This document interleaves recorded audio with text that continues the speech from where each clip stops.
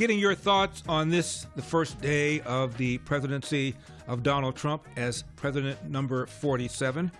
In particular, I want to get your reaction to his very short, to the point, I thought well-delivered inauguration address. By the way, notice how much weight he's lost. He looked fit, he looked trim, he looked determined. And again, to say all these things while Joe Biden and Kamala Harris, who implemented many of the things that Donald Trump is going to reverse, they had to sit there and hear it. It was sweet. Number 11.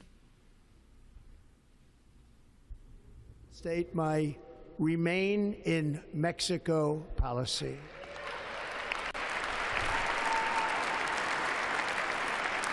I will end the practice of catch and release. And I will send troops to the southern border to repel the disastrous invasion of our country. Joe Biden intentionally allowed at least 10 to 12 million illegal aliens in this country, many of them on the terror watch list, and it's an estimated number, couple million so-called gotaways, brought in fentanyl, people died trying to get here, hundreds of thousands of children whose whereabouts we have no idea where they are, and Biden did it, and he had to sit there and hear this. Let's play that one more time, number 11. We will reinstate my remain in Mexico policy.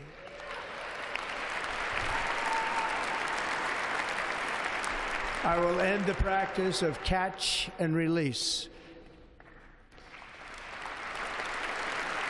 And I will send troops to the southern border to repel the disastrous invasion of our country. Wow. Number 6. And I will send troops to the southern border to repel the disastrous invasion of our country. Now, several times he was interrupted. You heard with applause, many times standing applause. Biden-Harris did not stand, from what I could tell, a single time, except right here, number 16. I'm pleased to say that as of yesterday, one day before I assumed office, the hostages in the Middle East are coming back home to their families.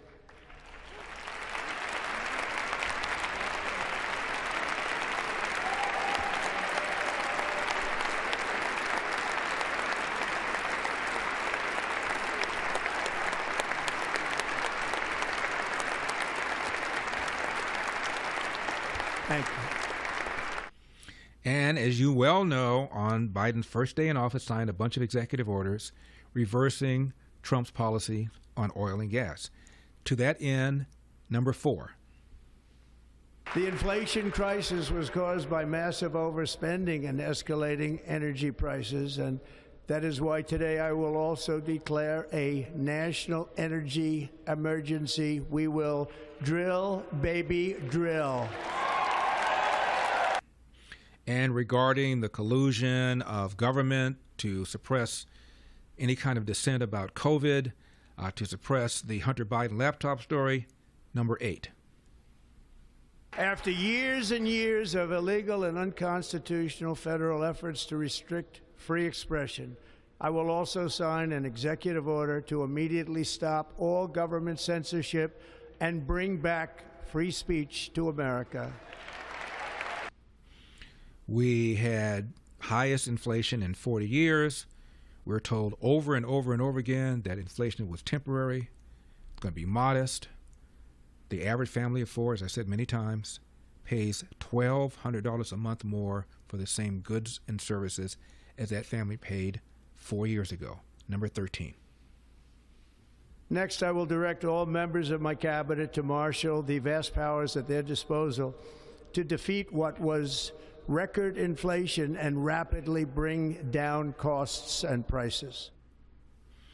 Even Biden later admitted that the Inflation Reduction Act was about climate change, to which Donald Trump said this, number 18. With my actions today, we will end the Green New Deal and we will revoke the electric vehicle mandate, saving our auto industry and keeping my sacred pledge to our great American auto workers. So he has revoked any Green New Deal mandate. Do you know that Gavin Newsom has also revoked the mandate? Yeah, he issued a mandate by the year 2035 here in California, where I am. No more sale of gas-powered cars. A few days ago, he rescinded it. Why? Because he wants aid to rebuild because of the fires. And he does not want to be accused of having a policy that prevents the aid from coming. He knows Trump hates that mandate, so he got rid of it. Had the fires not taken place, I suspect the mandate would still be there. Regarding immigration, number 5. All illegal entry will immediately be halted, and we will begin the process of returning millions and millions of criminal aliens back to the places from which they came. We will reinstate my Remain in Mexico policy. He also talked about all the foreign gangs here, number 10. I will direct our government to use the full and immense power of federal and state law enforcement to eliminate the presence of all foreign gangs and criminal networks, bringing devastating crime to U.S. soil, including our cities and inner cities.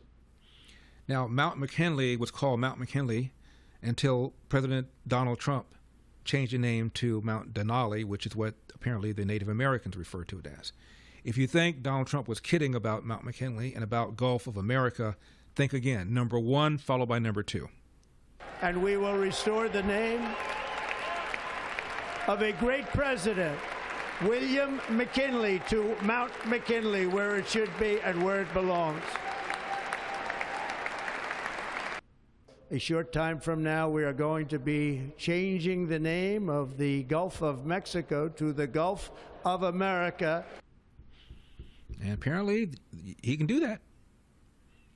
And about the Panama Canal, he does not appear to be kidding either. Number 3. We have been treated very badly from this foolish gift that should have never been made. And Panama's promise to us has been broken. The purpose of our deal and the spirit of our treaty has been totally violated. American ships are being severely overcharged and not treated fairly in any way, shape, or form, and that includes the United States Navy. And above all, China is operating the Panama Canal, and we didn't give it to China, we gave it to Panama, and we're taking it back. Now, a bunch of military people got kicked out for refusing to take the vaccine.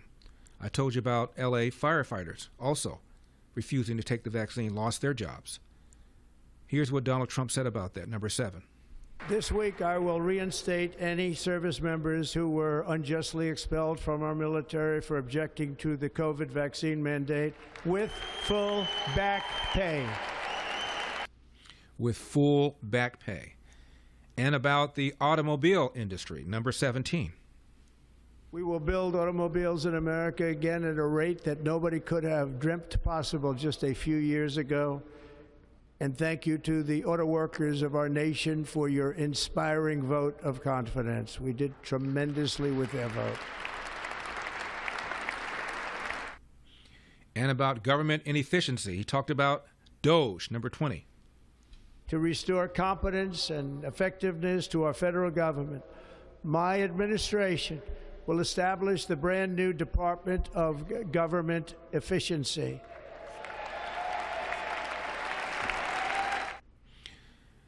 Now, we come back, Eric and Gary and Michael and William all want to weigh in, but let me say something that I said before.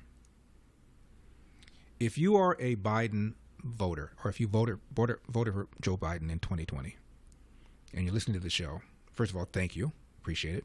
It means you're open-minded.